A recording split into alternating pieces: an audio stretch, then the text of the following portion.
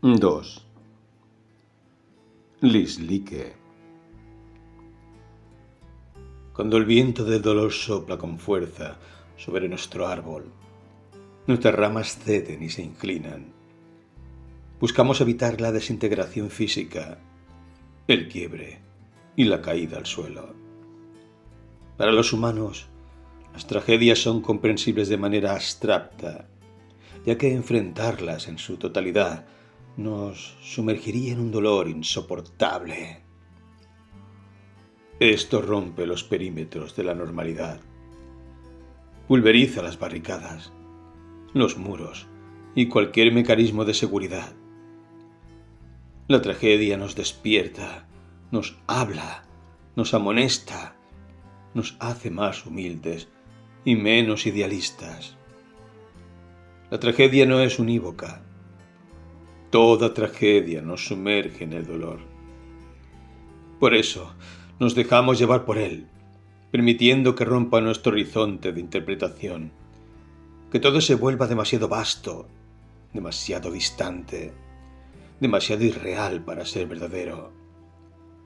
Solo al distanciarnos psicológicamente del sufrimiento, podemos soportarlo. Ante la pérdida de un ser querido o algo preciado, nuestra primera reacción es la incredulidad. No puede ser cierto. Esto no puede estar sucediendo. Nos repetimos. De lo único en lo que somos verdaderamente ateos es de la tragedia que nos afecta directamente. Es como si la noticia nos golpeara de manera abrupta, apagando nuestra luz y desmoronando nuestro mundo. Nuestra fortaleza interna se ve superada y desmantelada por la abrumadora fuerza del dolor. Es así como logramos seguir adelante, aferrándonos a nuestras rutinas diarias para sobrevivir. La primera noche fuera de casa, tras la tragedia, no ofrecí resistencia. Permití que el dolor dominara mi ser por completo, que me envolviera y respirara por cada poro de mi cuerpo. En aquella tienda de plástico negro, tan oscuro como la noche que envolvía mi pecho y mi entorno, me dejé caer desde el piso más alto de la normalidad y lloré en silencio, sintiendo cómo las lágrimas, pesadas y ardientes, trazaban surcos en mi rostro como los que hacen los bueyes con el arado en la tierra para la milpa. El dolor era tan abrumador que me sumergí en él hasta caer dormido, vencido por el sufrimiento. Pasé varios días en el campamento, no recuerdo exactamente cuántos. Con cada amanecer, la idea de que todo aquello hubiera sido solo un sueño, una pesadilla, de esas que me atormentaban tras una cena copiosa, me dio la fuerza para seguir adelante y unirme de manera más profunda a ese grupo de hombres que irradiaban normalidad y seguridad. Sin embargo, pronto comprendí que donde todo es normal, hay un exceso de idealismo. Esa fue precisamente la razón por la que no pude adherirme completamente a su ideología. La creencia de que todo sentido culminaba en ellos y que fuera de su círculo reinaba el caos y el sinsentido. Obviamente esto, en ese tiempo, solo lo intuí y se manifestaba de manera inefable en mi espíritu. Solo hoy, después de varios años, puedo enunciarlo teóricamente. Descubrí, y aún lo creo así, que el problema fundamental del individuo, de cualquier época, siempre ha sido psicológico. El maldito idealismo ha sido y seguirá siendo la mayor de las tragedias que ha enfrentado el ser humano. La decadencia, o sea, el idealismo, es el pecado original de la humanidad. La decadencia ha sido el problema fundamental del mundo. Las soluciones económicas son solo una fachada superficial. La única guerra que deberíamos librar es contra el idealismo. El idealismo es la raíz de todos los males, pero ¿es posible ganar esa guerra? El entrenamiento militar básico en el servicio militar popular comenzaba temprano, a las 5 de la mañana, con ejercicios físicos dirigidos por instructores que solían ser excombatientes de la Fuerza Armada. Estos ejercicios se enfocaban en desarrollar resistencia, fuerza y agilidad para prepararnos para las demandas físicas del servicio militar. Además del entrenamiento físico, recibimos instrucción en armas de fuego, combate cuerpo a cuerpo, técnicas de defensa personal y tácticas guerrilleras de combate. Contrario a la creencia común, como guerrilleros, la disciplina era fundamental para nosotros. Aprendíamos a seguir órdenes, mantener la compostura bajo presión y trabajar en equipo. Tanto al levantarnos como al acostarnos, recitábamos valores como el honor, el deber, la lealtad y el sacrificio por la revolución, inculcados por nuestros instructores como parte fundamental de nuestra formación militar. En mis momentos de ocio, solía pasar el tiempo en la choza improvisada, sumido en mis pensamientos. Sin embargo, por la noche era difícil conciliar el sueño, debido a la escasez de chozas y la aglomeración de varios hombres en cada una de ellas. Los ronquidos de algunos compañeros resultaban molestos. Aquel zumbido estridente taladraba mis oídos toda la noche. Las flatulencias, audibles e inaudibles, volvían prácticamente irrespirable el aire en ese pequeño espacio. La combinación de ambos sonidos y olores creaba una atmósfera opresiva y difícil de soportar. Por eso, a menudo, me veía obligado a salir para poder respirar aire puro. En cuanto a la comida, por lo general, no comía mucho. Cuando lo hacía, era más por obligación o por seguir la costumbre que por hambre, ya que la comida no era muy frecuente en nuestro campamento. Creo que llegué a pesar menos de 110 libras. En una de esas ocasiones, un compañero se acercó, quizá por compasión, con un trozo de dulce de panela y una tortilla con frijoles rojos, pero lo rechacé. Simplemente no tenía apetito. El dulce de panela era un elemento habitual en la mochila de un combatiente de la guerrilla. Un día, alrededor de las 2 de la tarde, el comandante nos informó que nos movilizaríamos a otro lugar.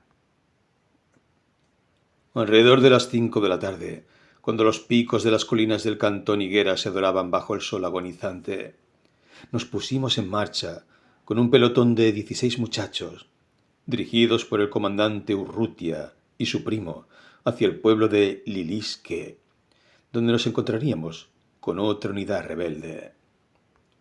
Mientras avanzábamos, varios zopilotes surcaron el cielo en dirección contraria a la nuestra. En mi pecho sentía como si tuviera incrustada una helada hoja de afeitar, danzando y zahiriendo todo a su paso. La noche se aproximaba como un islero furioso. A esa hora, las gallinas se dirigían a los árboles para dormir, y en la cancha del cantón resonaban los golpes de una pelota de fútbol, mientras nosotros avanzábamos sigilosamente. La oscuridad ya había caído e inundado todo. Apenas había un palmo delante de nosotros. El ajetreo de la caminata me provocaba un sudor intenso que corría por mi frente y se introducía en mis ojos, causándome un gran dolor. Me sequé con la camisa.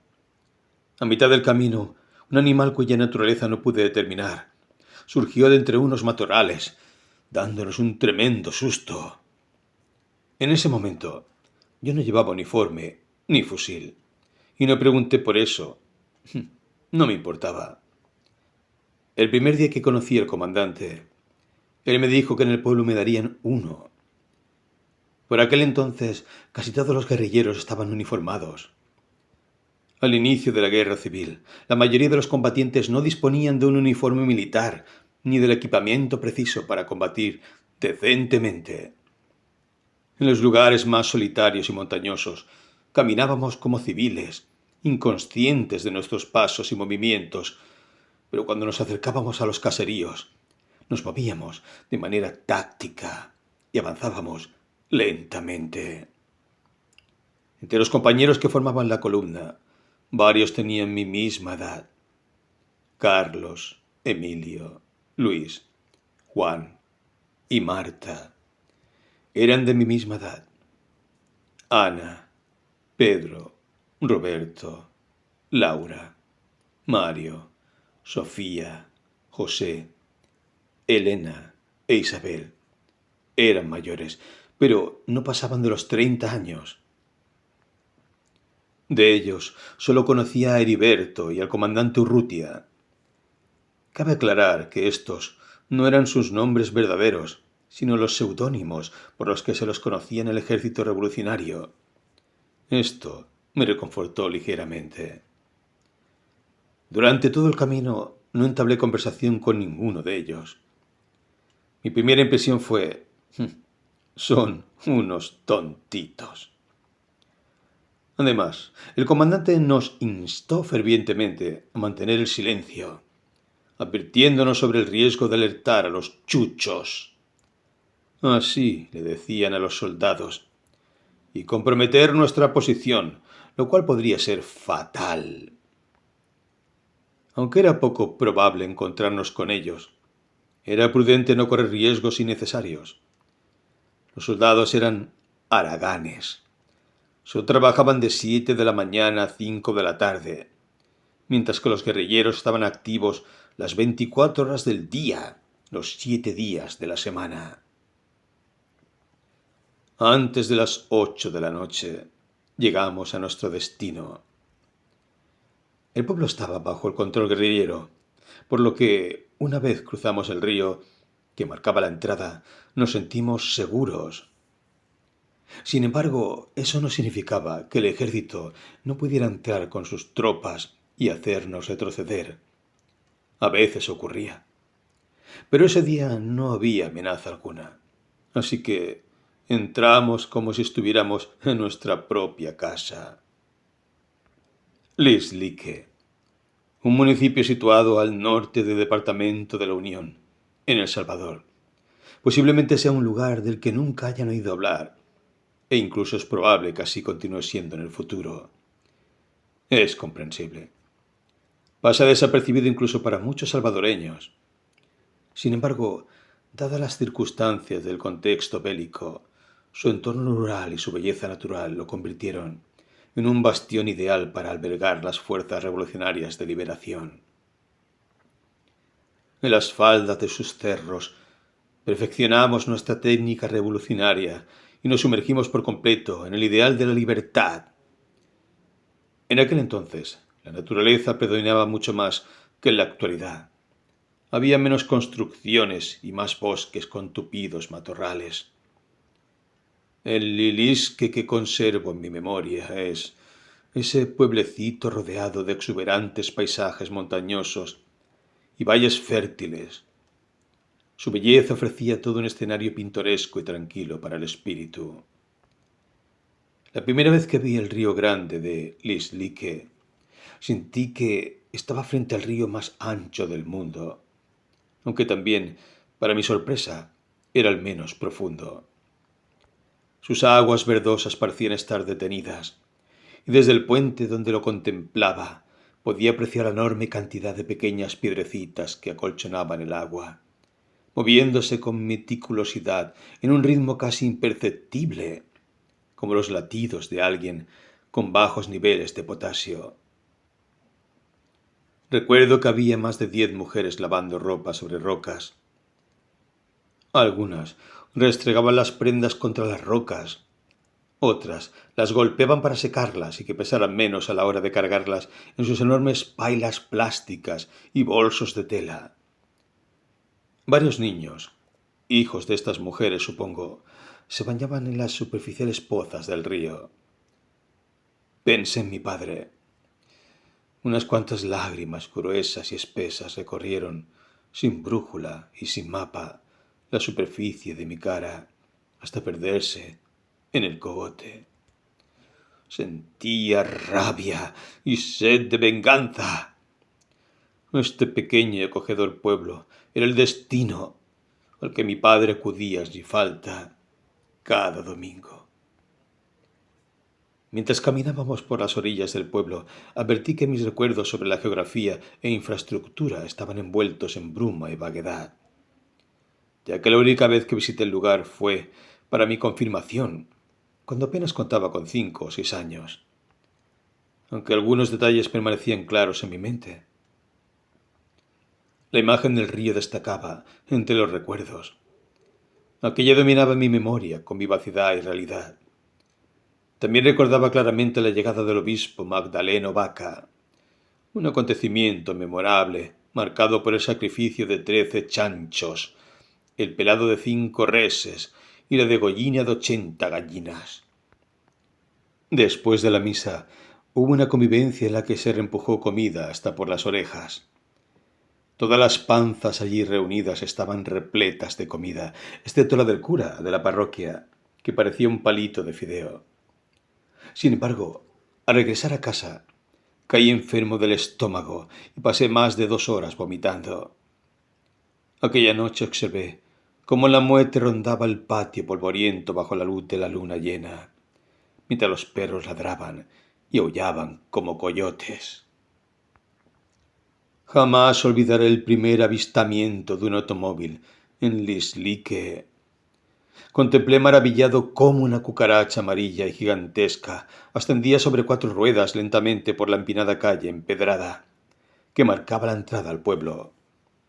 Para mí, aquello parecía un auténtico milagro, y me cuestionaba ansiosamente por qué nadie más, además de mí, parecía maravillarse ante semejante portento. Las imágenes de las calles adoquinadas y las casas de estilo tradicional apenas dejaron huella en mi espíritu. En cambio, los autobuses que se asemejaban a moscardones gigantes y zumbadores, y los camiones con cabinas parecidas a las cabezas de tiburón, me impactaron profundamente. Los camiones de carga, en especial, me parecieron imponentes. Aquella misma tarde, al volver a casa, construí un juguete con un pedazo de cartón y ruedas de sandalias viejas para imitar el sonido de los camiones con la boca. Era el camión más perfecto de la tierra. Fue una época feliz para mí. Me pareció que la vida cotidiana en Lislique reflejaba un espíritu profundamente comunitario. Las personas se reunían en las tardes a conversar y seguramente a chismorrear. La mayoría de personas que conocí superficialmente allí fueron cálidas y solidarias con nosotros. Los pocos habitantes que no abandonaron el pueblo cuando estalló el conflicto armado se dedicaban principalmente a actividades agrícolas, como el cultivo de granos básicos, como maíz y frijoles, así como la ganadería. Los meses pasaron y sin mayor revuelo el invierno había llegado. Con su irrupción se esfumó el enojoso polvo, pero vino el lodazal. El cielo se meaba casi todas las noches en todo lo que estaba abajo de él. Los caminos y veredas polvorientos en verano eran relativamente transitables, pero cuando irrumpió el invierno, realizar los recorridos de rutina se volvió una tarea sumamente difícil y compleja. Muchas veces los compañeros buscábamos rocas y las poníamos para pararnos en ellas. De lo contrario, nos hundíamos hasta las rodillas. Para esa época, los hongos en los pies se proliferaron. Un compañero por poco pierde el dedo gordo. Un par de calcetines secos y botas nuevas era algo invaluable en tales circunstancias. 3. La entrevista. Un día, de repente, aparecieron unos periodistas de España, Brasil, Argentina y Estados Unidos. En esa ocasión nos habían invitado unos campesinos, colaboradores con nuestras milicias populares, a un caserío, cuyo nombre ahora mismo no consigo recordar, del Cantón Derrumbado. Las veredas hasta allí eran casi intransitables en algunos tramos, debido al lodazal y a los chahuites. Sin embargo, llegamos sanos y salvos. El motivo de dicha invitación obedecía a la generosidad de estos hombres y mujeres. Querían compartir con nosotros, desde su humildad culinaria, tamales de gallina y marquezote. Sobre cómo llegaron estos periodistas hasta nosotros, no tengo idea. La enorme casa era de ladrillo de barro, con un piso de cemento y varias hamacas en los corredores y patios. Algunos compañeros se congregaron en el centro de la sala, otros se quedaron en el corredor y algunos, como yo, nos acomodamos en el patio, bajo la sombra de las parras del guineo de seda. Había 4 árboles de mango, enormes, alrededor del patio. Algunos compañeros se pusieron a jugar a las cartas, y aunque me invitaron, preferí observar en lugar de participar, ya que no me gustaba mucho jugar. Mientras tanto, a unos 5 metros de nosotros, Marta estaba sentada, limpiando un M16 con la ayuda de un cepillo de dientes y un trapo que había logrado recuperar del enemigo durante un enfrentamiento antes de que yo viniera al grupo. Arrebatarle un fusil a un soldado era un logro significativo, y aquel que lo conseguía recibía numerosos elogios.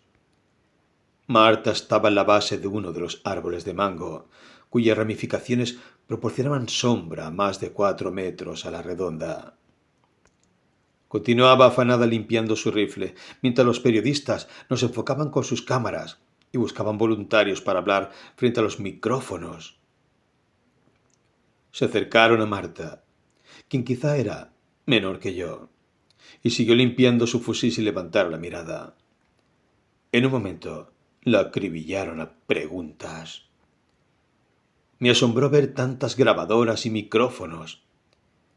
No recuerdo todo con claridad, pero sí recuerdo algunas de las preguntas que hicieron la periodista española y el argentino, cuyos nombres nunca supe.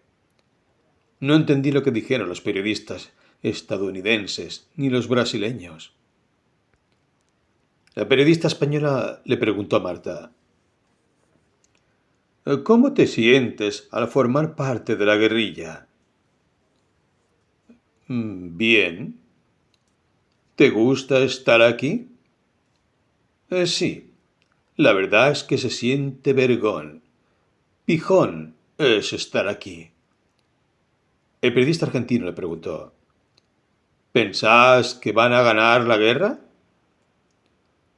Claro que sí. No tengo dudas. ¿Crees que las cosas cambiarán después de este conflicto? Siendo honesta, creo que si seguimos dándonos pija con estos soldados, dentro de poco, no sé, dentro de cuánto tiempo, pues no soy bruja, tendremos una patria liberada y se acabará la explotación del hombre por el hombre.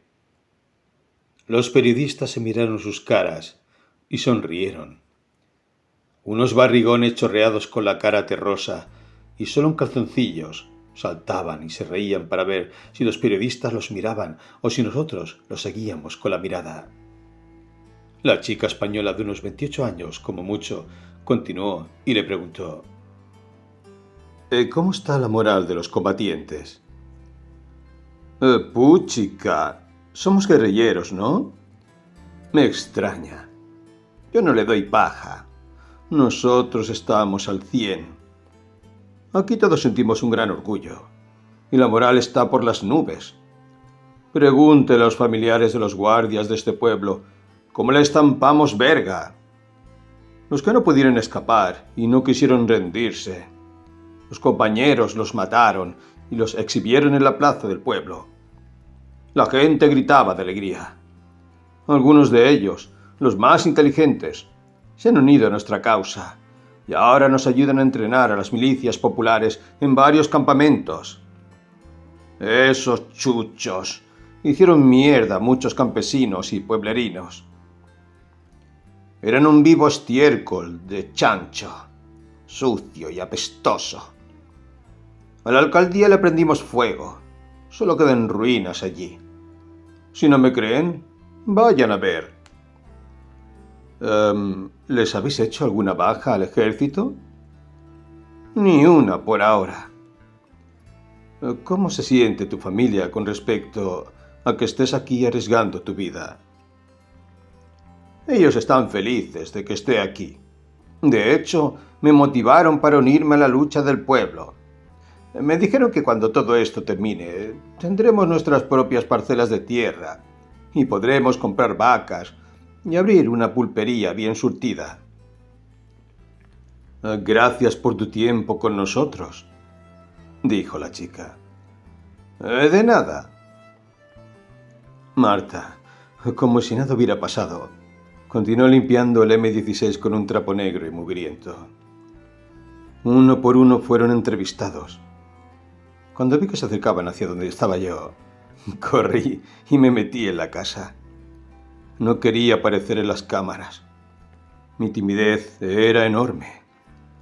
Un tal Salmerón me ayudó a ocultarme en uno de los cuartos más oscuros de la casa. Su presencia y ayuda fueron como las de un ángel. Fue triste. Ese día no disfruté de los tamales ni del pan. El solo pensamiento de tener que hablar frente a un micrófono me estresó demasiado. Emile parecía un loro hablando con todas esas personas. Esperaba algún día alcanzar un nivel de extroversión como el suyo, pero sigo siendo introvertido. Creo que ya no hay posibilidad de modificar mi carácter. Con el transcurso de los años he logrado mejorar mucho, pero es difícil superar completamente la maldita timidez. Después de que se marcharon esos periodistas, sentí un gran alivio. Me salí de mi escondite. Quise hablar con él, pero no pude encontrarlo. Le pregunté a los que vivían en la casa y nadie parecía conocer a ese tal Salmerón. ¡Qué extraño episodio!